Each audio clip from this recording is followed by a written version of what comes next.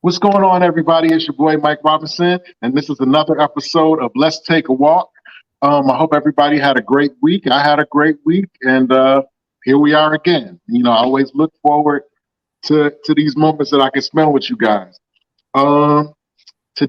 Tonight, we have another awesome guest coming to the platform.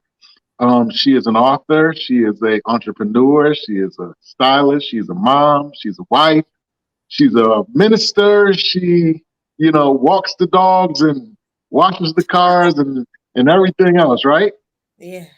Miss Elder Lisa McLain. As I said, she wears a lot of hats, but she does it very, very well. For those of you who may not be familiar with her and her movement, I'm going to give her kind of a second to kind of like reintroduce herself and give a little background on her movement and everything that she has going on. All right, Miss Lisa. Hello, everybody. I am Lisa McLain, and as Mike said, I wear many hats, but one hat that is very dear to me is my relationship with the Lord and some of the things that He has shared with me over my journey over the years. And so, yes, I am a mom of two, one preteen and one teenager. I'm married, and I just wrote a book, and the book is dealing with the journey of a prophetic intercessor. So I'm coming in that book from the perspective of, those people that are behind the scenes, those that you don't see and hear of very often, or have a gift, have a calling. And I was just propelled to release this book, even during all that we've been through in the last couple of years. And so, yes, I'm a stylist of over 25 years now. I've been doing it. I never thought I would do that for so long, but I have. I believe I'm good at it. My clients think I'm good at it. And I've been in business for that long.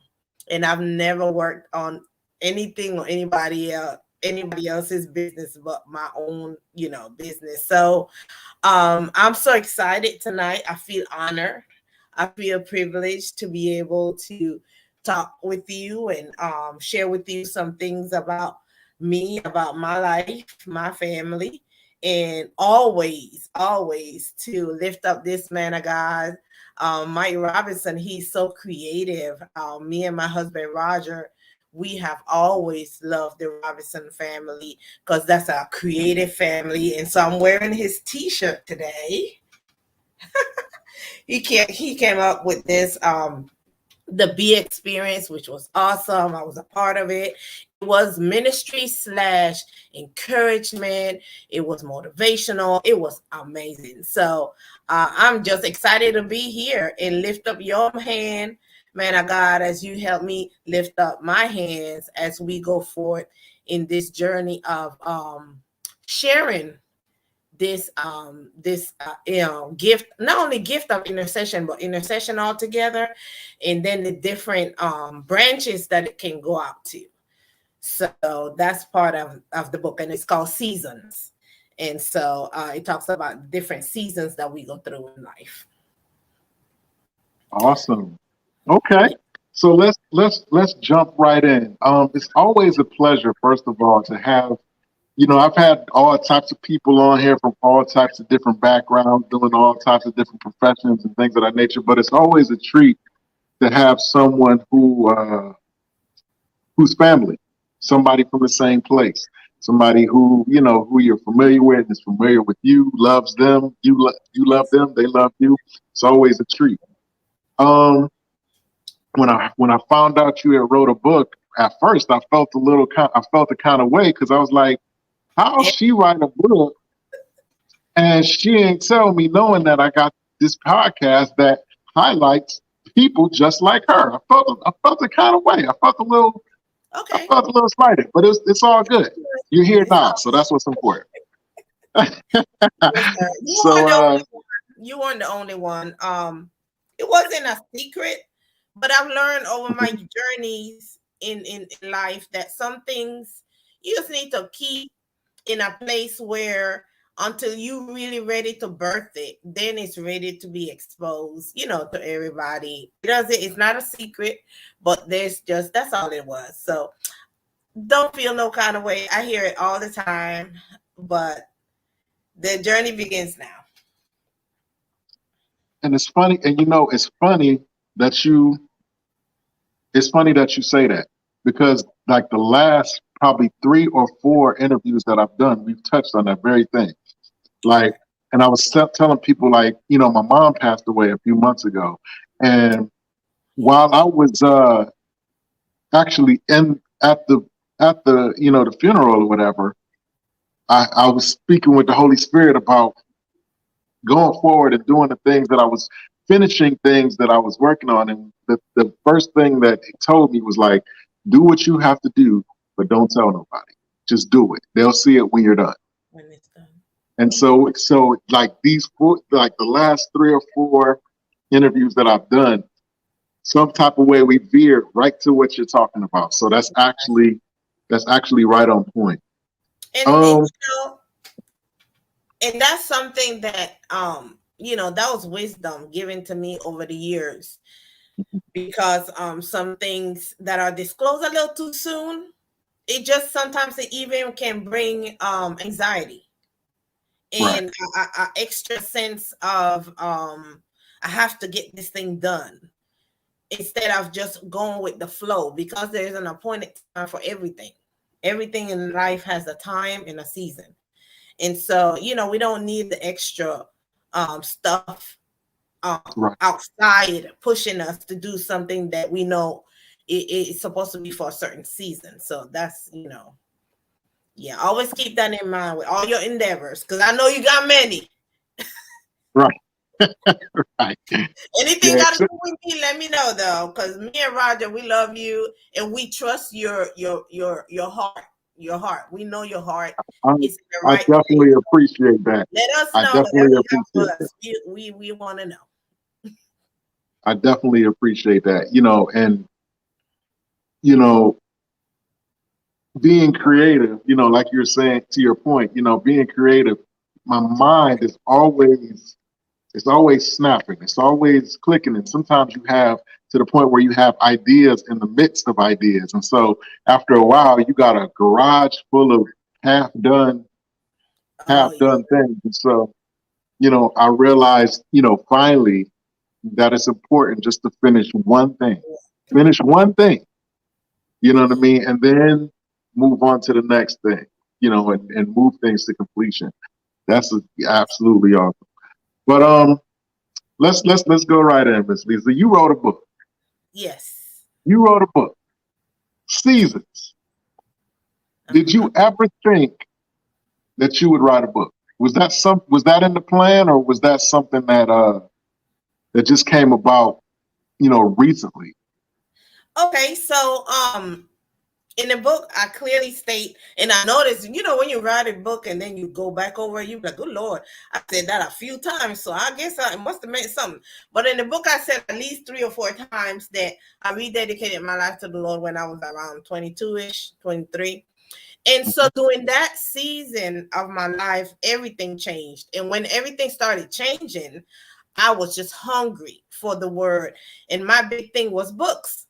So I have we moved not too long ago, and it was amazing how many books I got. And so I just started eating up the word in books. I wanted to hear other people's experiences. And so one book I read, and the pages jumped out at me, and I could see what the author was seeing. I could hear what he was saying, and it just became very alive to me. And the Holy Spirit became very real to me, even through watching this person's experience. So that inspired me right then and there. I said, I want one day to be able to do that for someone else. Now, of course, that's in your head. You're thinking, okay, one day. When is that one day? So I dive into the things of the Lord and just teachings Sunday morning, a Wednesday night, a conference, and you take notes. You take notes and you jot things. And over the years, as I elevated in ministry, you start preaching, little 5-minute service, then it go to 20, then it go to 30. And this was one of the topics that came up that the Lord had gave me to minister about the seasons in someone's life, and then he paralleled it to the intercession. And I was like, okay. So I wrote after I ministered that many years ago. I knew immediately right after that was a book. So I started to jot things down, and I'll put it down because I also mentioned in the book that it does not take that long to write a book, but it took me many, many years because I put it down so many times. And part of what you ask if I thought I'll ever do it. Well, I thought I had the potential. I mean, I opened up a shop. I ran a shop for many years. I've done a lot of things that I can't say like, oh no, I'll never do that. Yes, I've done it. However, that's something that I didn't know when it was going to happen. So all the putting down and picking up and putting down and picking up. And then you go through seasons in your life where it's like, girl, you need something. I think once we hit a certain age, we need to start thinking about our children, our grandchildren, and leaving a legacy. And you don't have to have a huge company or a business that is, just like booming or major things in order to leave a legacy for your children. Something that they can look at and see and say, this was who my mother, was. This was who my grandmother was. And so I just started thinking like that. And I'm, in my mid-40s, and I started thinking like that now. I'm not going to wait anymore. So it's, I birthed that out of a sense of urgency to bring forth things that somebody else can pick. The Bible says, Becca 2:2 talks about writing down the vision and make it plain so that anybody can pick it up, read it, and run with it. Well, that's not just a business. That is also ministry. That's your life, how you feel. Like you talk about your creativity. Little Michael should be able to pick up something one day and say, this is my daddy. So that's how I feel about it. And so the book was birthed out of that. And it was also birthed out of my longing and urgency of training intercessors, understanding that they need to be trained. It's not something that just happens. They need accountability in proper training. Yeah. That's very, look, you said a mouthful there. You even kind of went over some stuff that I was going to ask a little bit down the road. So now you're fine. You're fine. Being a stylist, right? You and like bartenders and cab drivers, you guys are like you guys hear all types of things, experience all types of things. You become counselors, minister to people, and this and that. How did that help you in your writing process? Did that have any impact on your writing process? Oh yes, absolutely. I always tell people that if I don't get to preach another day in my life, I preach every day. My clients, sometimes they preach to me, sometimes I preach to them. And the thing about it is, yes, the Lord used my environment. See, that's what I'm saying, like marketplace ministry. Don't take for granted, don't overlook it, because that is where you're gonna be. That's where God's gonna use you. That's where He's gonna use you. So yes, I wrote in the book at least one experience where it was very much the Lord used my environment. I didn't know the people. I didn't know anything about them. He gave me dreams. He gave me things to say. When you talk about stepping out on faith, and the first time I did it, I talk about that in the book. The first time I stepped out the first time I blew it. I did not. I froze. Fear. I know we were talking about fear at our church, and the truth is, I did exactly what we talked about. I was frozen. I was paralyzed by fear.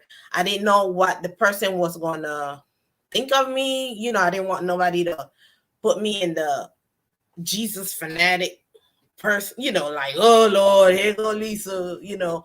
But back then was when I still have to be delivered from people's opinion. But I'm delivered now. But I froze and I didn't deliver the message. And it was so simple. And you know what? Who was it? Denzel, I think it was Denzel Washington. He did a speech, and he said in his speech that when he was a little boy, he was in a barbershop. I saw this not too long ago, or in the hair salon. I don't know which one he was, but he was sitting there, and this lady kept looking at him.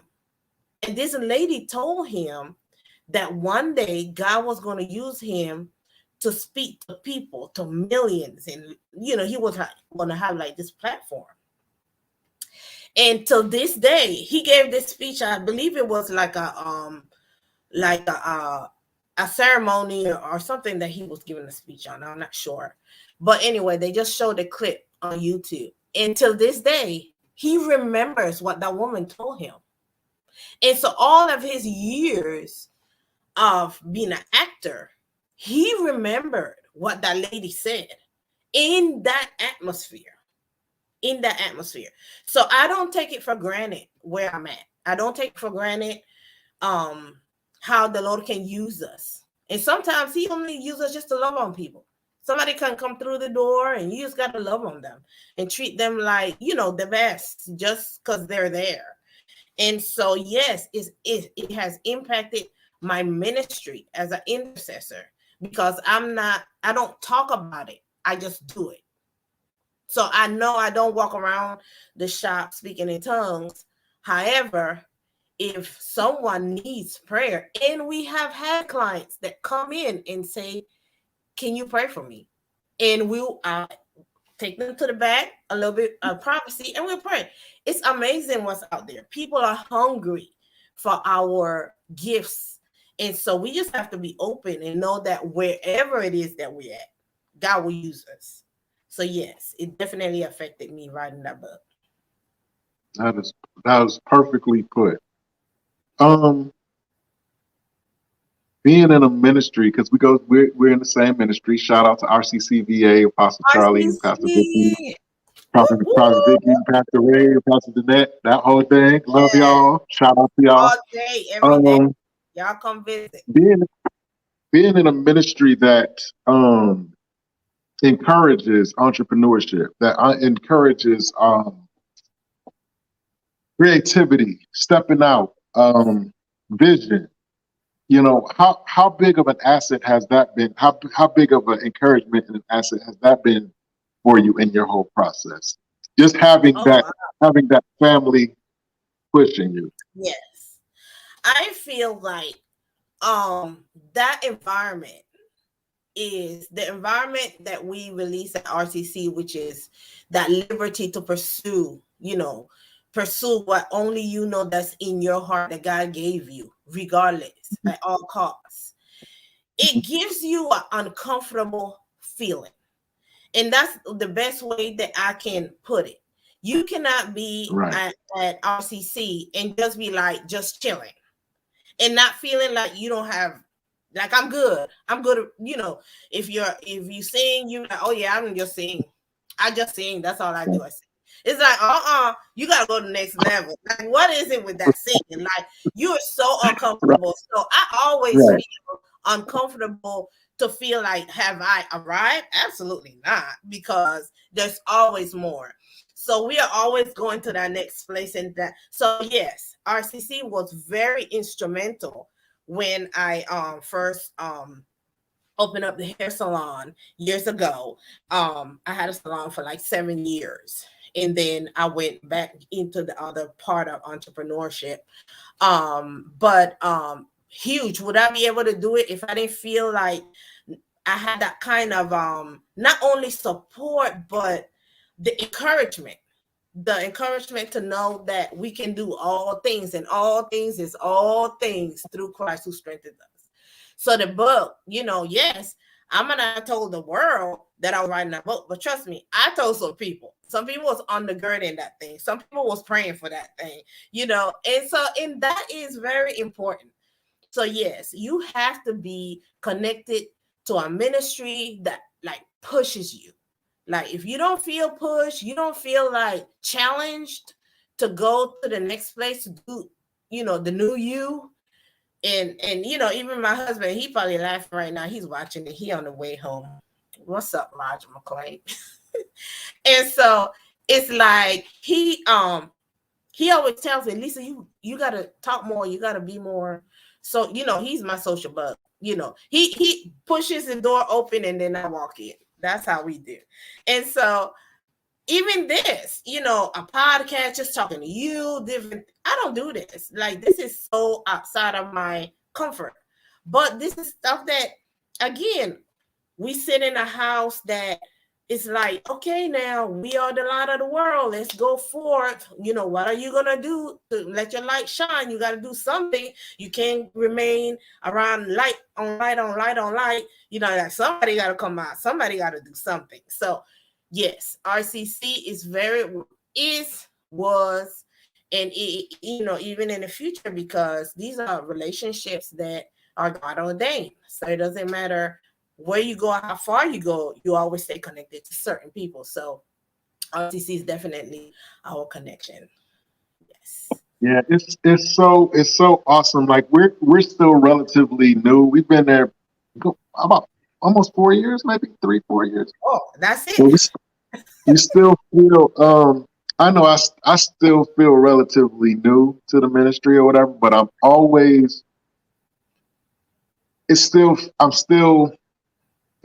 not just, I'm not just impressed, but it hasn't just impressed me, it's made an impression on me, if that makes sense. Yes. Like just being in an atmosphere where people are not threatened by somebody else doing.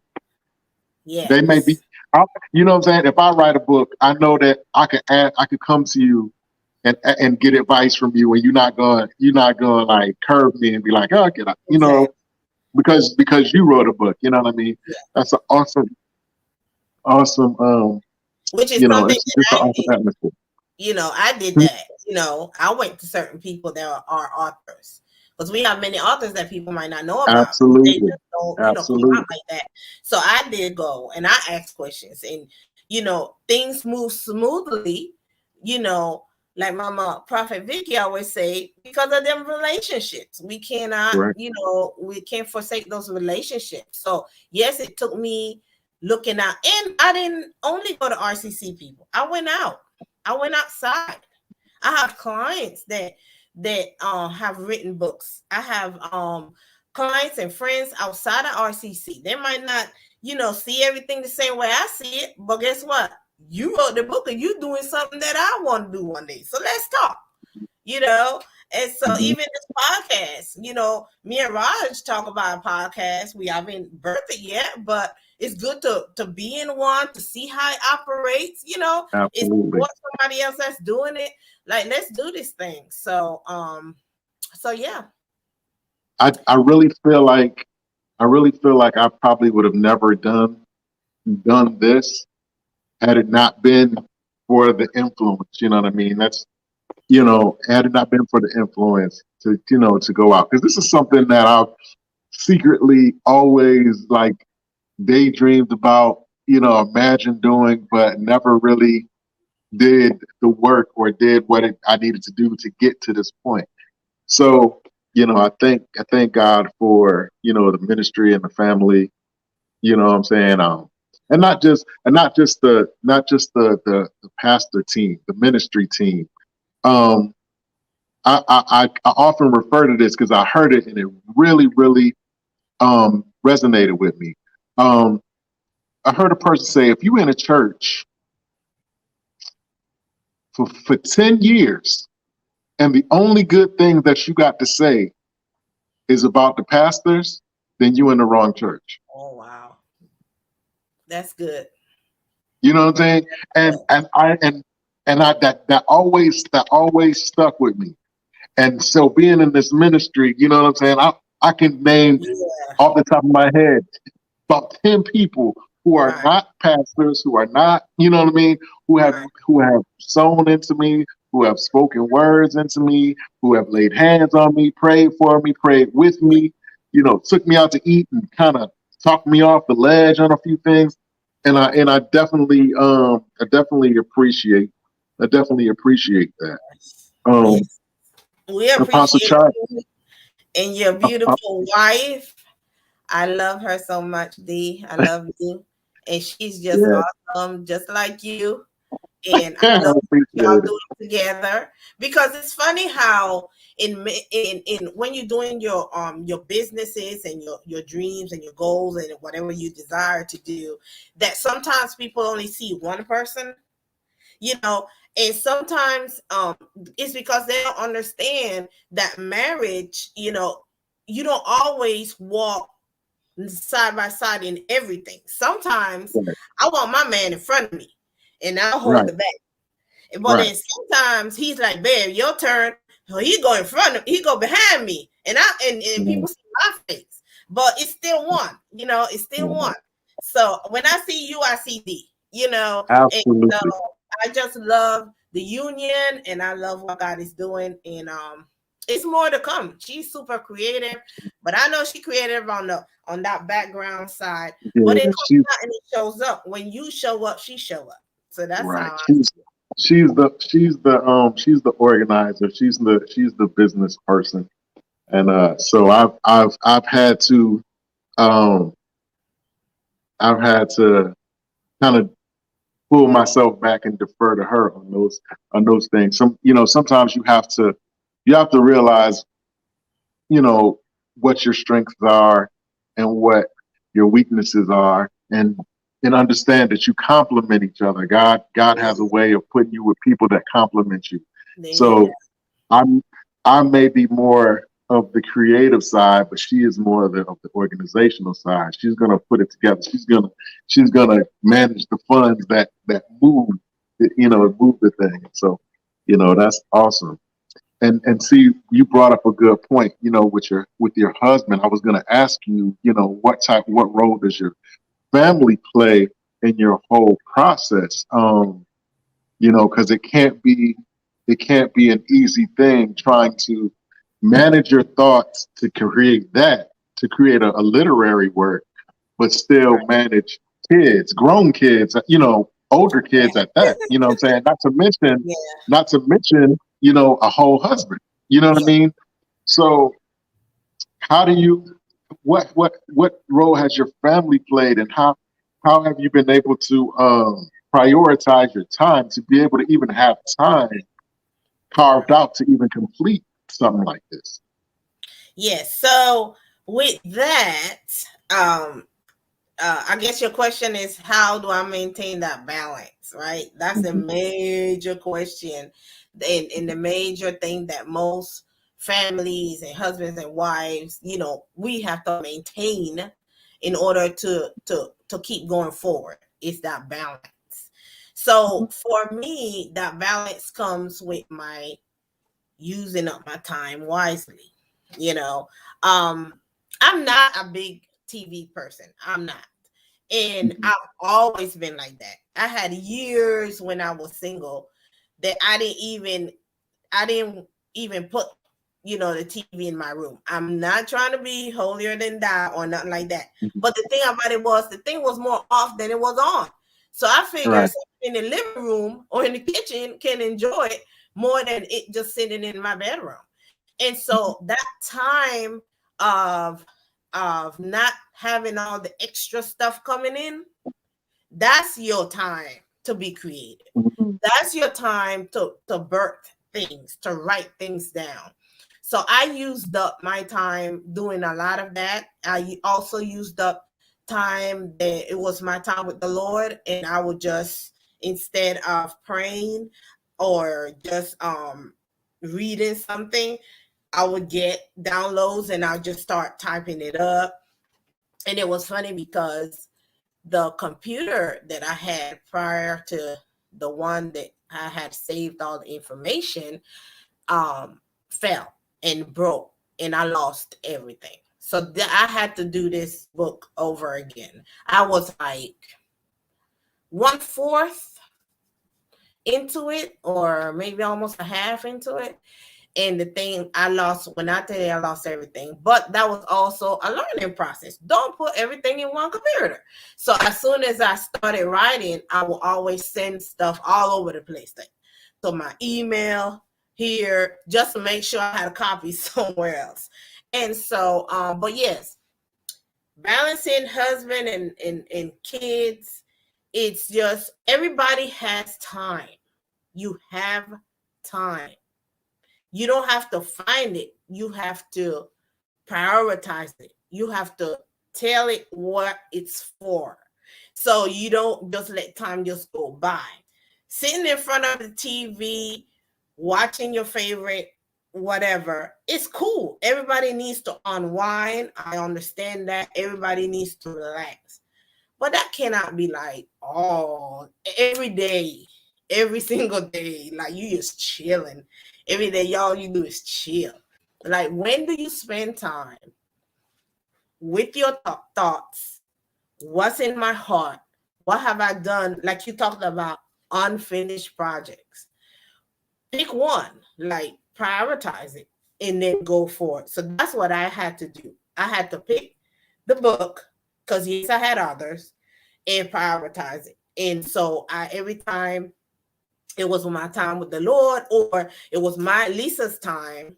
Oh yeah, walking in you know how you can voicemail, write things down in voicemail. Yep, I did that too. That was a good one. That's a good way. I jotted a lot of information down while I was walking or doing something outside that I had time. So we just have to make the time to get it done. I mean, it's yeah, with the kids and all of that stuff. Yes, it took a lot, but it was just, I guess I had to prioritize. And I had a urgency. I had an urgency in 2019, before the pandemic. My dear and beloved sister Brenda, she passed, and it was unexpected. When that happened, I already had about 3/4 of the book done. I really did. So most of it was already done. But just spending time in that place, it just pushed me to go for it, because it was such a wake-up call that life is not promised. 10 more years is not promised. 20 more years is not promised. You never know what, don't wait till tomorrow what you can do today. So it was kind of like I had a sense of urgency in my spirit to finish it off. And then I waited until the right time to bring it out, because I think it's important. And I didn't know, of course, I didn't know that this pandemic was going to take place. But this pandemic brought a lot of people back into prayer. A lot of people started back thinking about prayer, and taking it more serious, prioritizing their time with the Lord, after spending so much time in, confined. So I knew that was the perfect time to bring it forward. So the book really talks about, prayer and intercession and so forth. So that's how I brought it forward. So yeah, so my timing was kind of like on purpose, how everything happened. That's what I was saying. Like, we can't always expect that we're gonna know when we're supposed to do everything, let people rush us to do it, because that right time is gonna come, and that's when you need to go forward and finish off something. So the main thing is, prioritizing that one thing, and just get one thing at a time. Even if you gotta jot it down, journalizing is great. Every morning, Right. journalize that one Right. thing that you want to get done for that week or maybe that month or that year, and just stay there and don't move. Right. Don't let people move you. Don't let stuff move you until you complete it. So that's kind of how that went. So tell me, what have you? Okay, let me frame this before I ask. Yeah. Okay, so when I started doing music a while back. I could write songs, but I'm not a musician. You know what I mean? So I didn't have the music. I couldn't make the music or whatever. So what I ended up having to do was I ended up having to buy music making software, and I had to learn how to use it to the point now where I can actually create a sound, write to it, and record it, and I can do pretty much all of it. But I didn't know I enjoyed it until I actually took it all in and started working with it. So now, not only do I enjoy singing and writing, I also enjoy producing and making tracks and arranging things. These are things that I didn't know that I would enjoy. And now not only do I enjoy them, they are like added skills to what I'm doing, and it makes me a little bit more independent.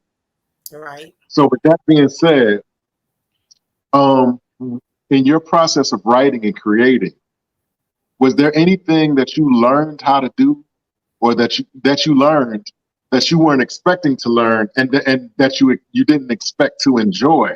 Now it's added to the whole writing thing. Like what did you find in your process you enjoyed doing that you didn't know that you were going to enjoy doing? If that makes sense. Yes, it makes sense. One thing, let's see. What did I learn? I'm trying to think of. One thing I learned is that, okay, so I have to give honor to God in my relationship with him. I have to go back to that. Because, and then a lot of times we say we believe, right? But things in life happen to put that belief to a test. Okay. And so you say you believe. So when something is time to do something, or it's time to, when now you got to put that faith to test.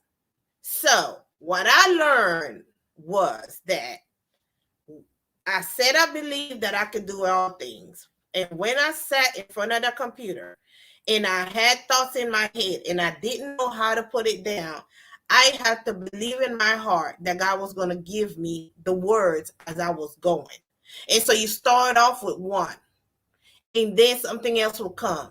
And then you might be doing something in the kitchen, and then you get something, and then just believe and then I'll run. So it was like I had to count, like, believe that I could do this. And that put me out to step out more, if that makes sense. So stepping out more is what I learned to enjoy that I didn't think I would enjoy. To do something that you haven't done before, to venture out. Because when once I venture out, I'm like, oh, this is cool. I like this. I like this whole environment. But I would have never just did it unless I had a goal to finish the book. I learned to, talk to people more. I'm telling y'all, you talking about introvert.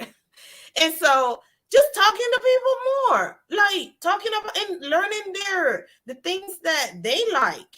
And I'm like, oh, I like, this is cool. We can do this.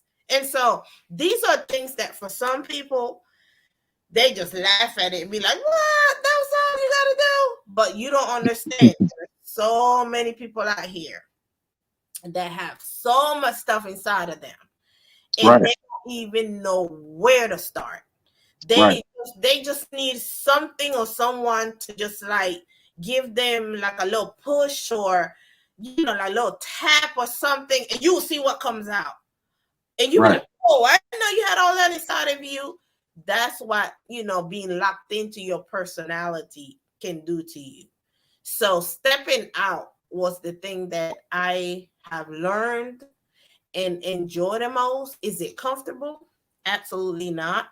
But hey, who wants to live a boring, comfortable life that nothing is happening, where you're not doing anything, nothing is moving, nothing excites you?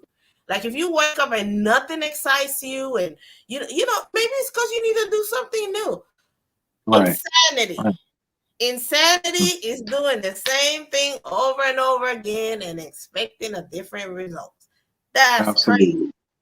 Absolutely. Yeah, do something different. And so yes, that's why I have learned to do something different. Okay. See, we haven't even really Oh, look, we kind of really touched on exactly. We be haven't really. different. I Does mean, it say different out here? Oh no, it says experience. yeah. Yeah, be experience. Be different. Be you. Yeah. We haven't really even. You know what? I've been enjoying this so much. That I haven't even really. Okay, so what's the name of the book? Is Seasons? Yes. What's the entire name of the book? Seasons, a journey. This is let me see. Here we go. Seasons, the journey of God's prophetic intercessor. So, the book is like on a two-part. I'm gonna say that real quick. It's a two-part. The first Mm-hmm. part talks about the ministry of intercession, what it Okay. is. Before hear that, they be like, oh Lord, she will talk about prayer. Oh Lord, I Right. know we should pray more. Yes, but when you read it, you will see that I didn't know what it was. I mean, you can be called to do something. You don't even know what it is until you step Right. into it. And then you're Right. like, oh, and then you're like, oh, and now, oh yeah, this is cool. I understand this. I love this. It's because who God created you to be. I mean, you can't get away from it. You'll be miserable if you don't tap into it, and that's Right. what you want to do. And so it talks about the ministry of intercession, what it is and what it's not. Mm-hmm. A little guidelines of that encourages people that might not feel like they are an intercessor, might not feel like they're operating in their calling, and they are, but they're different. So just because you're not speaking in tongues like sister such and such doesn't mean that your ministry is not effective. And so talk about that. And then so the second part, and other things with intercession. So the second part talks about seasons of an intercession. Now, when it was time to write this part, I was very torn with using the word visionary and using the word intercessor, because I could very well use the word visionary, because this is the seasons that also a visionary goes through. When I say a visionary, whether you birth a ministry, a business, whatever it is that you're birthing, an entity, whatever you're birthing, that God gives you some seasons of development. You must be developed in whatever it is that you do. And I talk about mentorship. I talk about accountability. I talk about the low seasons and the high seasons, the times when everybody's looking at you like something wrong, and you're like, no, I'm just in a quiet season right now. And don't make me talk nothing that I don't need to talk right now, because it's not time to talk. But then there's a season when there is time to talk, and that's when you start talking. And so, that part talks about, and I liken it to the seasons of the earth. And the winter season, and summer season, and the different dynamics, and kind of like a parallel a little bit with that, in how it's a developmental thing. And hopefully the readers can find where they are at. So you don't have to be an intercessor to read this book. You can have a business, you can have a church, you can have, whatever it is that you're in. You can be a mom, raising children, and you're going to see yourself. You're going to find yourself, because seasons are like to everybody. Everybody has their high seasons, but what do you do during that time? And it's very important to understand what season you're in, because that will change your attitude towards it.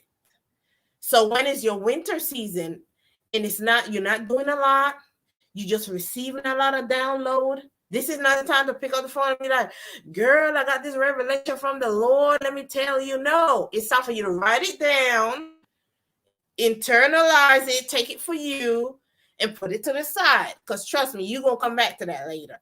And so it's just different seasons that you can go through. And as you go through those seasons, you're being developed more and more. Like there's going to be a time somebody's going to reject you. You're going to be like, I believe I need to do such and such, and I believe that you're supposed to help me. And they'll be like, God didn't speak to me and tell me that. So I don't, you get rejected. You feel like, oh, I want to do this. And folk will be like, okay, yeah, call me when you get there. They'll reject you. How do you take that? How do you process that? How do you take that as a learning experience and a development, and not be down in the dumps and allow the spirit of depression to come upon you because someone, made fun of something that meant a lot to you? Those are different seasons that people go through in life. And so when you don't know where you at, you get the wrong attitude about it. Sometimes you get the wrong perception of people about it. That person might not be your enemy. That person not your enemy. They just brought out something that you never thought would have came out of their mouth, but it affected you. So therefore, now it's time for you to work on that. We can still move on. So just different seasons. So that's what I hope that the readers get out of the book, that they get something where they can find themselves in the seasons that they're in life, whether it's business, whether it's whatever, and they'll be able to see themselves in the book. What would you like for people to know about you after reading the book? What if you could control a person's impression? What would you want people to learn about you personally? Okay. I would like them to learn that don't judge a book by its cover. Take time with people. You take time with them and you give them time with you so that people get to know you.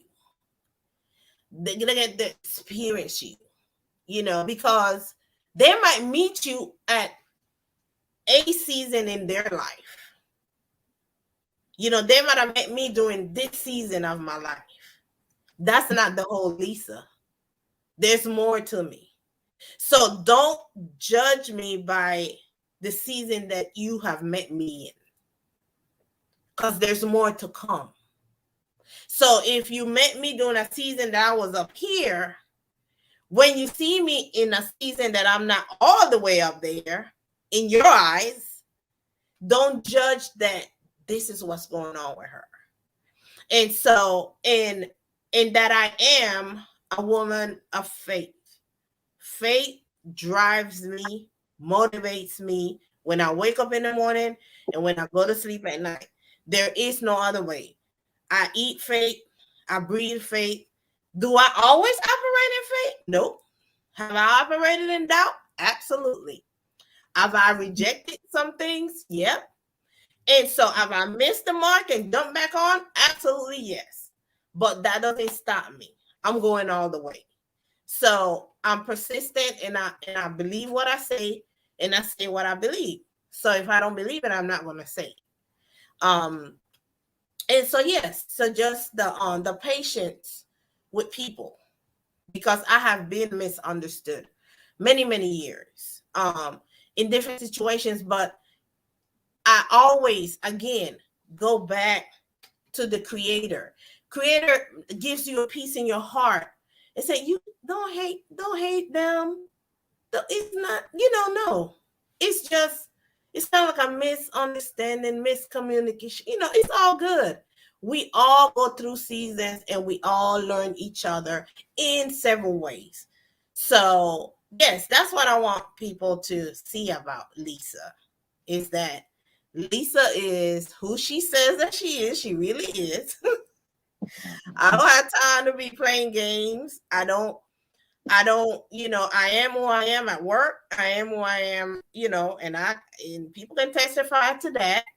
But yes, there are times that I do honor the Lord and I do talk about the Lord, because that's what I know. And I have been blessed to have a husband that helps me to find my balance, and I help him find his balance. And that's how you complement each other. So my family, my whole family, not only my husband but even my extended family help to keep me balanced. Trust me, they don't pull me back many a times.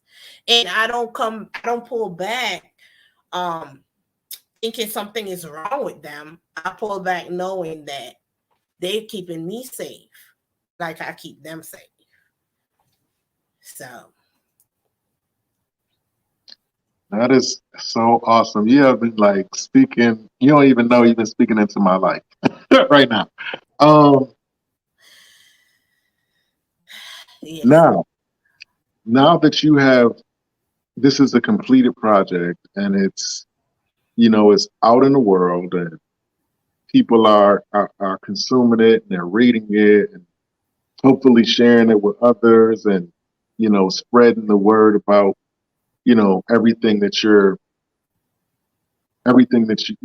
God has given you to share with, with the world.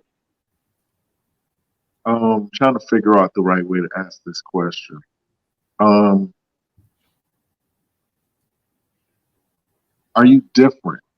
Do you feel different now that everything is done? How have you changed? Do you feel different? How do you feel from the time from when you started till now? Yeah. Like, is there? So I had one of my sisters in the faith. I love her dearly, dearly, and she know who she is if she sees this podcast. But we had a little something at the church for Harvest Night, and she came up to me. She was like, "Girl, you looking fly. You an author now, girl. You don't move to the next level. You look like an author. You walk different. You thought."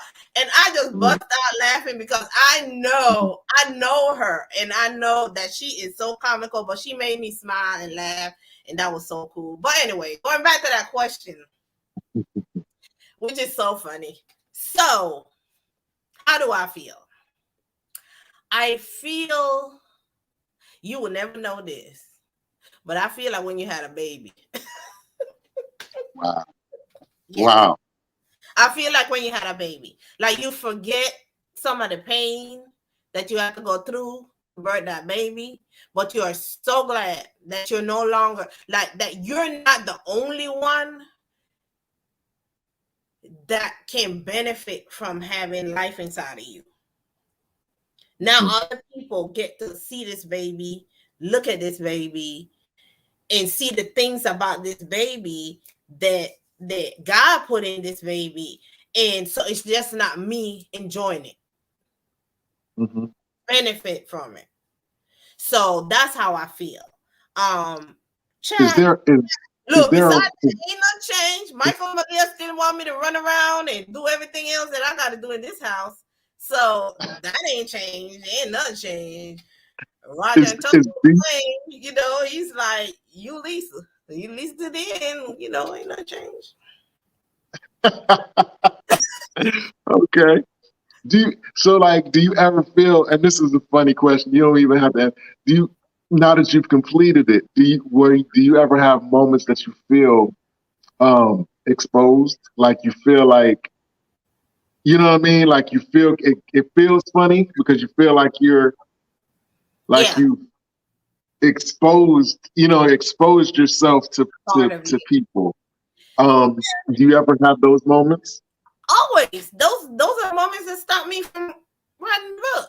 Like those are the moments that I put the book down because I knew. Now I didn't get totally transparent in the book. The book is not like my memoir. It's not that. Right. Okay, so it's not. Look, I ain't there yet.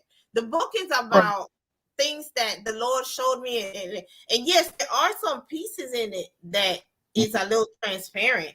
But the book is not really that deep into, that I'm uncovered. But those little pieces that you would think, oh, this is nothing, made me feel like that because that's how I am.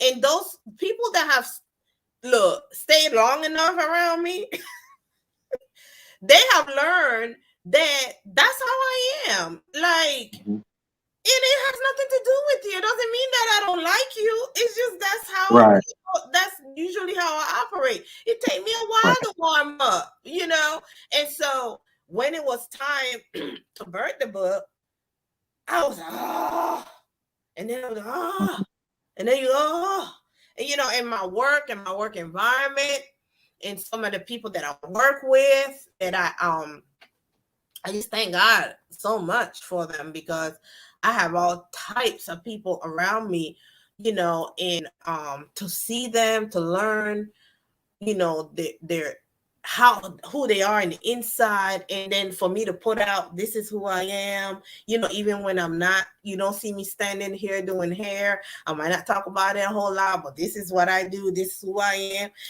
Sometimes some folk kind of be like, oh Lord, they're gonna preach here. They kind of like But some folks are like, oh yeah, let's talk about it. Yeah, let's talk about it. And that part I actually absolutely love.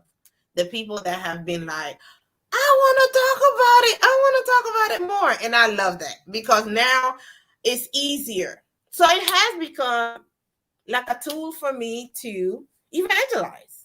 It really, and even if it's just like, hey, I wrote a book, read it. If you get something out of it, praise the Lord, great. If not, can you just pass it on to somebody that you think will get something out of it? Kind of like that. And you'll be amazed, Mike, how many people you think don't want to hear nothing from you, and they'll be the first one to grab what you got. And there is some people. Now, let me tell you about this. This is so interesting. Some people are not gonna call you and tell you they got nothing out of it, but they read it from top to bottom. And see, I don't care about that stuff. It's not about, because I have my few that they're gonna come back and I ask them for feedback. I want feedback. But then you have your few that are gonna think it's a great thing or whatever, but you'll never hear it. It doesn't matter. See, we think about all that stuff when we're producing, like when it's a t-shirt, with some earrings, or whatever it is that the vision that God gave us, we always be like, oh, this person ain't gonna like it, or such the same brand, or such, oh Lord, they're gonna think I'm trying to copy them and all that. And you inside with all this vision, thinking that folk gonna be like, oh, you just an imitator. But guess what? For those that say that, it's okay. Just put it down there for you, because there's somebody that it's for. So that's kind of how I learned with doing hair. You would think with so many stylists in one city, you'd be like, how am I gonna make money? Like, all these girls are good. Like, how am I gonna make?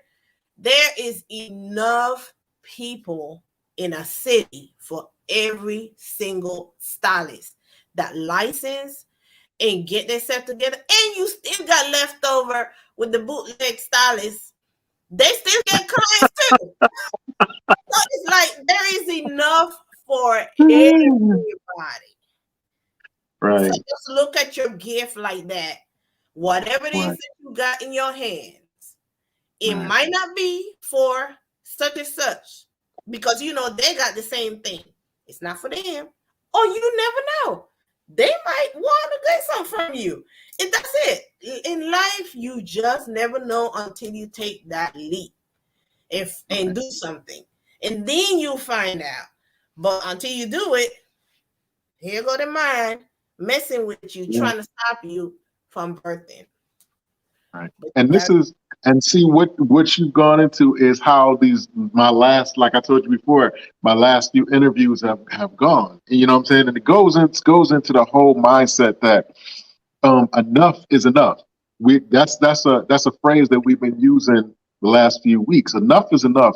And enough is basically saying is that moment that you accept what God has given you to do. Because like a lot of times we'll compare ourselves, like you said, we'll compare ourselves to somebody who might be doing the same thing as us, but they might be a little bit further along, or they might have maybe a bigger name, or maybe they might have a company or some type of sponsorship or something backing them to the point.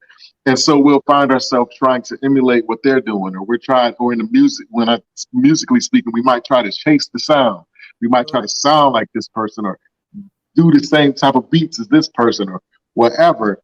But enough is that moment that you realize and you accept and you walk in what God is, the gifts and talents that God has given you, because in his infinite wisdom, not only has he given you the gifts and the talents, he's also created a remnant of people who can only receive from the gifts and talents that you have. Exactly. You know what I'm saying? So it's like, so not only is he's giving you this stuff, but he's also tailor making provision for you, provision and resource for you. Exactly. So it's like a lot of the last few of these interviews have gone right in this vein. So I know that, God is saying something, you know what I mean? Yes. So I really appreciate you coming on the show for a lot of reasons. I appreciate the fact that, you gave of yourself to create, seasons. And I appreciate the fact that you're allowing yourself to be exposed to the public, because a lot of times we see people doing things, but we see them, like, especially on TV, they seem so far away. They seem like so far, like and what they're doing, it seems like, man, I could never do that. But when you bring people like you on, who are local, who are, right in the community, I can look at you and it'll help me to be confident enough to walk in whatever it is that God is calling me to walk in, because you are tangible. You are touchable. I can speak to you. I can hit you up and say, hey, Elder Lisa, can you tell me how to do this? Or can you give me advice on that? I think a lot of times we get discouraged because a lot of the only influences that we have are people that are like way famous already, way rich already. And it just seems like that's just too far away. It's like unattainable because these people make it seem like it happened for them overnight. You know what I mean? But when you have people like yourself and like Shakita, shout out to Shakita Massey. She also wrote a book, a children's book. It helps you to feel confident that you can do whatever. Yes. So I want to tell you that I appreciate you exposing yourself, because whether you know it or not, you're not just exposing a book.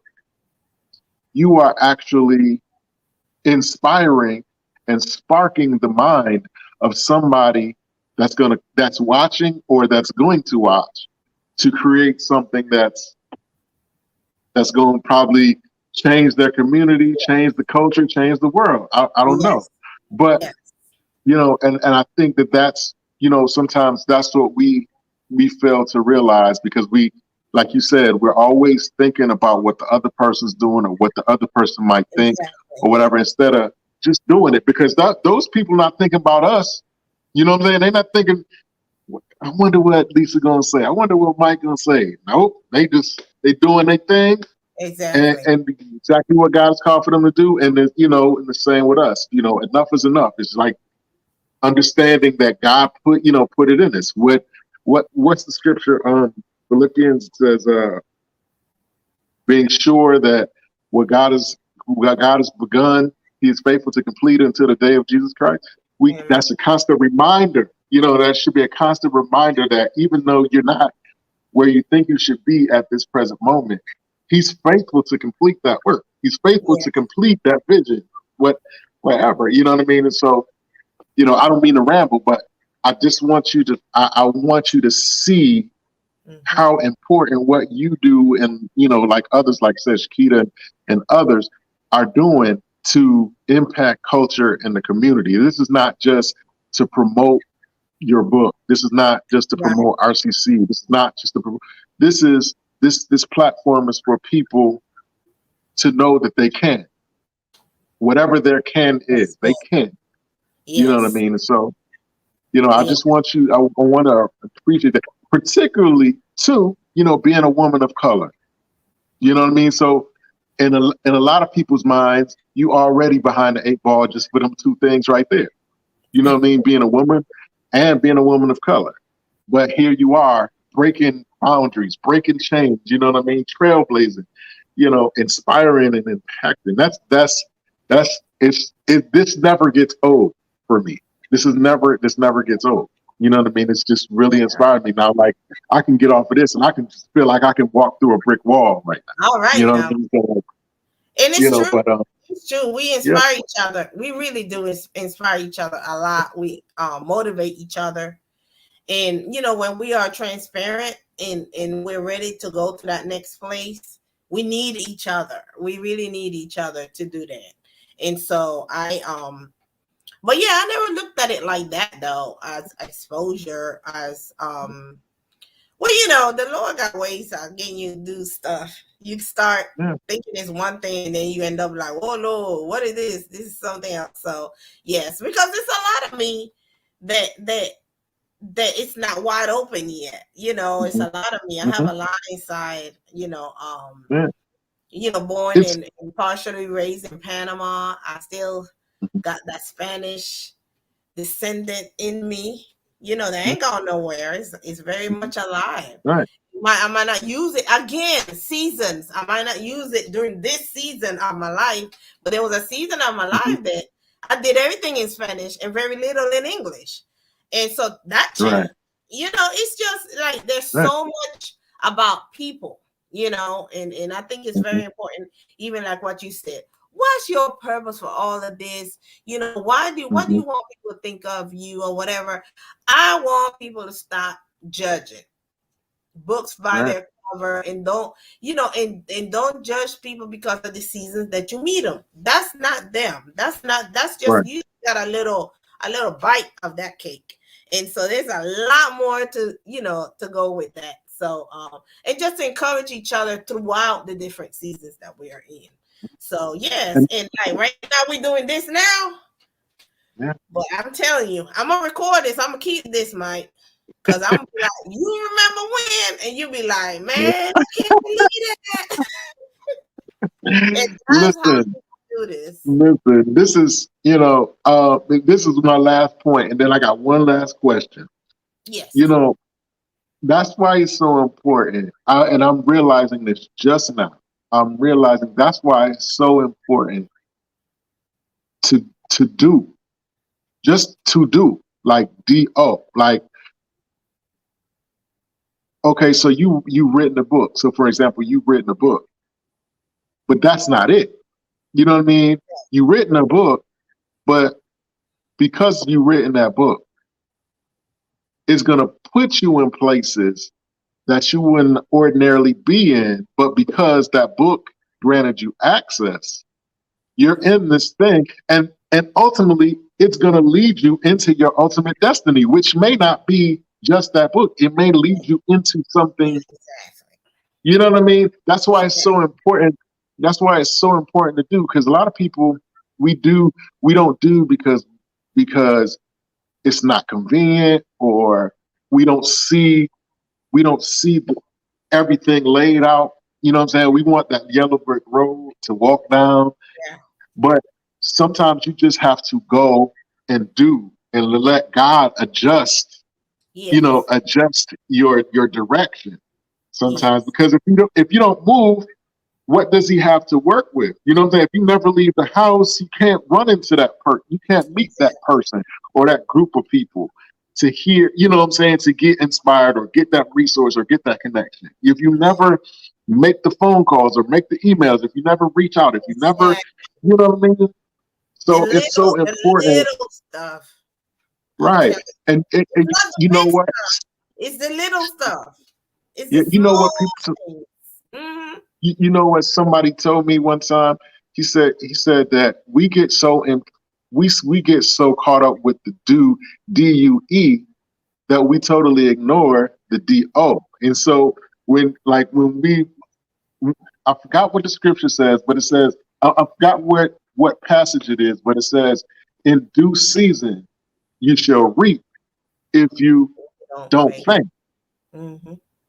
But he showed me, he said, now that scripture deals with DUE, meaning timing. But what if you took that DUE out and put a DO? In your due season, you will Mm-hmm. reap if you don't think. You know what I'm Yeah. saying? When you start doing, Stop doing. you'll reap if you don't think. If you pull that Yeah. because we're worried about what we're due, what we're owed, what some, in time. But what about the due? You know what I'm Yeah. saying? Like whatever. The mm-hmm. But that's what it's, all about. But you know what? I'm gonna get off of that. I got one last question for you. Okay. It's a question that I ask all my guests. So I want you to take a moment. Once I ask it, I want you to take a moment, think about it, and Okay. give me the most honest and transparent answer that you can possibly give me. Okay? Okay. I'm You scared now. you ready? Yes, sir.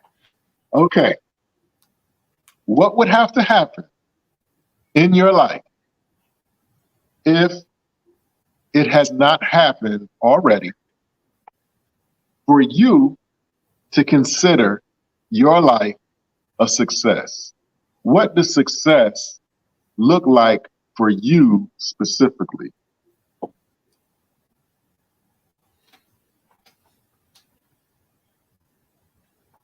Um, that answer has changed. I think it's changing the more the wiser I get, or I don't know what the the the older I get, or it changes. Mhm.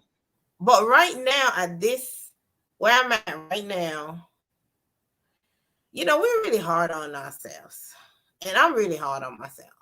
So that's a question that I can give you the the Lisa version, like and then I can tell you the right thing to say. Because for me, yes, there's a lot of things that I feel that it's not complete. Like completion is very important for me. Like completion to me is success. Um, Completing a matter. So if you dreamt about it and you wanted it,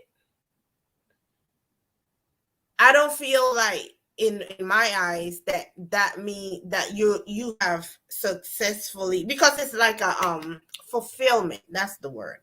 Fulfillment is success. Fulfillment is success. So what fulfills you when you receive fulfillment, that's when you feel that you are successful, because you accomplish or you reach a stage that makes you fulfill, and that's what brings success in my eyes. That's how I see it. um just doing stuff, you know being married, having kids, that kind of stuff, like, to me, that's not the ultimate definition of success. To me, success is my fulfillment, because you can have so much and not be fulfilled, and that doesn't feel good. So completing that, whatever you have to do to feel fulfilled, that is success. Wow. That's a good answer. That's a good answer. And trust me, I get. That's not the politically correct answer. No, I listen. I appreciate it. People think of, doing stuff and being and achieving, but for me, yeah, because I've learned that, having doesn't mean success, because there's a lot of people that have a lot of stuff and they're not fulfilled. So that doesn't do anything. And then you can live in a 1-bedroom apartment with 3 people living there. Everybody happy, feel fulfilled, everything be like, hey, they're happy. They just feel happy. And so you can have things and not really feel fulfilled. That joy, that peace. You have to have that peace, joy. If you don't have that, it's like hard to feel fulfilled. So whatever brings that, that's what success is. Because you succeed. Wow. Listen, we usually now when I do this show, I have so many times people tell me, "Oh, I'm nervous." You know what I'm saying? I don't know if I'm going to be able to do this. Da, da, da. Now this show is usually an hour, but we've gone an hour and 15 minutes. Now this is not, and this is for somebody who didn't think that she was going to be able to talk that long. But let's look at how this works. So. I really, really, you did an awesome job, and I really, really appreciate your transparency and your honesty. I'm definitely gonna have you on again. Because let me do something. Do something else, so you can. Listen, you listen. You, like I said, you don't. I don't even think you see how important what you're doing is. You might not even see it right now, but what you're doing is very important. It's very, very important. And never take it for granted, because you're doing something that many people aspire to do and some can't do. You know what I'm saying? So definitely definitely, I don't take it for granted. I don't. I really, really don't. Because of that. Because we sometimes are around a certain type of people, we sometimes minimize the world to those types that we know of. But there's so many others that we have not touched or been around. And so what you're saying, that just confirms that. That's why we can't stop.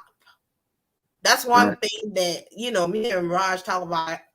We can't stop. Some people say, well, I have invested my time or my this into ministry, and I have to call it ministry because that's ultimately what it turns out to be. It's who I am. It's who we are. But we have invested our life. There is no other way. So something has to be birthed out of that continuously, whether it's by, like you talk about, going out to eat, whether it's like hanging out, going to a birthday party, having fun. That is ministry. That's relationship. It is what it is. You being able to talk to me, I'm being able to talk to you, like whatever. Our kids, watching our children grow up, all of it. And so we have invested our life into this thing. And that's who we are. And that's who we're going to be. Well, there is no other. I always tell people, when I look back, I see smoke. That's all I see, smoke. Because there's nothing there. It's nothing I want to go back to. There's nothing I want to go back to. It's like, okay, I did that. Okay, check. Let's move on. I'm moving forward. We're moving forward. So yes, I received what you said about, yes, I don't take it for granted. I really don't. And I'm going forward as far as I can with this particular book, and we'll see what's to come. Absolutely. Okay, so if somebody wants heard something on here and they want, get some advice or maybe ask you a question about writing or getting their works published or something like that, Mhm. how can they get in touch with you? Okay, so there's a website. Is lisamclain.org, O-R-G, and that's the website for the book. There's a lot of copies out there that don't have it on the book, but if you look me up on Facebook, you will see the website. And on the website, there's a comment section and a message section that you can always leave me either a message, a question, a comment, and I will definitely, get back with you on that, and we'll be able to answer questions and so forth. And the book is also available on that site, lisamclain.org. And so and I'm on Facebook also, and I told Roger to work on all the other stuff. So I'm not good at all that social media. Okay. Well, again, I thank you. Yeah, Go ahead. we'll speak the new language, because these children, yeah, they speak another language, and so I'm getting there. Well, again, Miss Lisa, I thank you so much for coming on the show, and I Thank, definitely want to have you on again. Um, I wish you much blessings thank on your book, on your stylist ministry, yes, and everything else that you have going on. Um, I want to make it known right now that I'm looking for Roger and Michael to be on the show here in the future. Brianna and I are going to we're doing a podcast together called Me and Daddy, and so okay. we're going to be interviewing mostly fathers because it's going to center on fathers that are present, fathers that are with their kids, and we're going to interview the fathers and the kids together.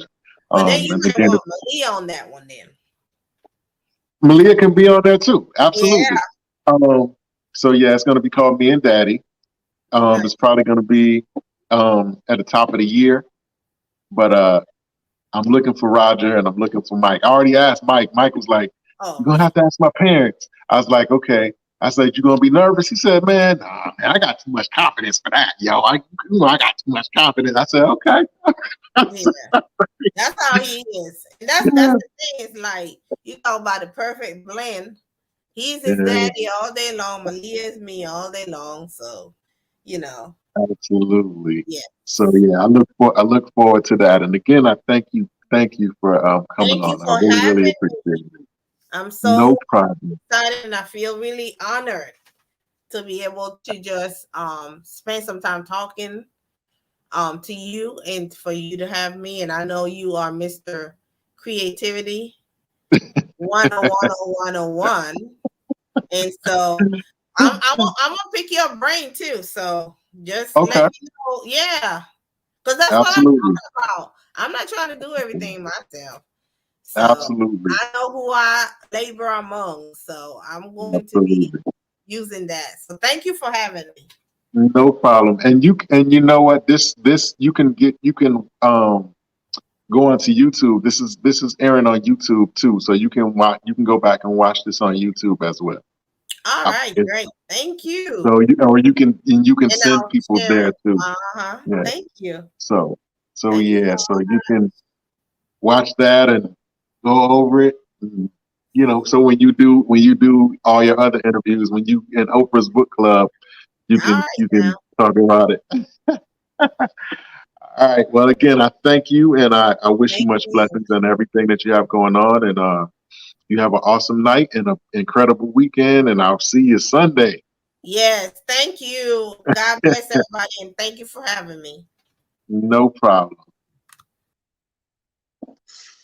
There you have it, guys. Another awesome episode of Let's Take a Walk. I really appreciate Elder Lisa coming on and sharing her wisdom and sharing her experience and basically her who's, what's, and whys. And like I told her, this never gets, learning this, from people just never gets old, learning why people do what they do and what drives them.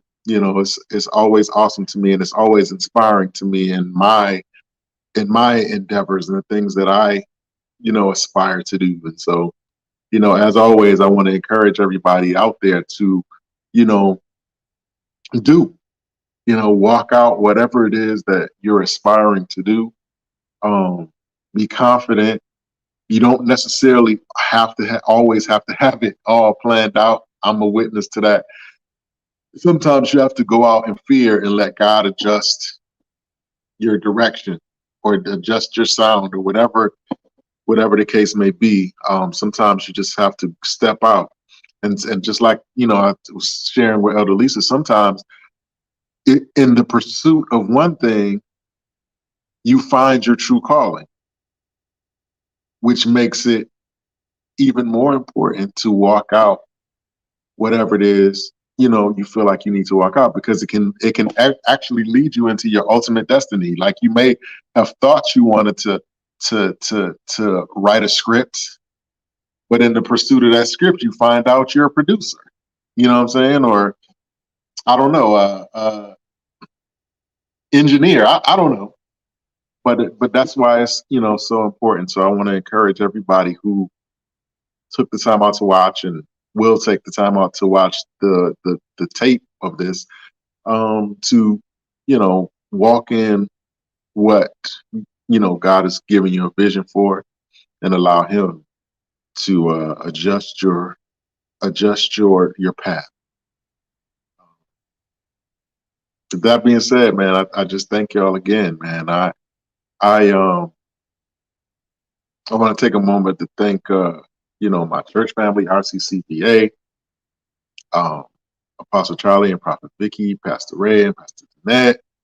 I want to just thank them. Just the whole RCC. They've been very gracious. They're always so gracious and so encouraging, and even in correction, what I'm saying, it's done in love and patience, and I truly, my family and I truly appreciate that, because it's not always like that. And so I just want to thank you guys, and I want to thank you guys who took the time out to check out this interview. Like, I see Minister Karen and Mr. Talisha, and my man Roger. Shout out to Roger. I'm looking for you, bro. Who else? Miss Celia, Francis, Jackie, Pate, and everybody else who came on and to see what was going on. I really appreciate it. And again, I just want to encourage you guys, man. We living in a time now where nothing can be taken for granted. Nothing can be, nothing is promised. You know what I mean? And so it's important to walk in whatever it is that you do, because, tomorrow is not promised. So God has given us each a measure of faith to walk out whatever it is. So you take that faith and you walk it out, because at the end of the day, there are people waiting, there are spirits waiting, there are souls waiting, there are groups waiting, there are people who are sick, there are people who are hungry, there are people who are in need and can only receive from you. And when you put it in that perspective, it should put a level of urgency in your heart to want to go and do what you need to do. Particularly now we're heading into the holidays, and this is one of the times where they say suicide rates are high. People take their life because maybe they don't have family, or maybe they don't have good relationship with their family, or they just might feel alone, or mental illness, all that. You know what I'm saying? So at this time in particular is a time that we definitely need to reach out. Reach out definitely. Um, with that being said, man, I'm going to sign off of here. But again, I thank you guys for coming on, and I will see you guys next Friday. We will have another awesome guest. You guys have been amazing, and I'll see y'all next week. Let's take a walk.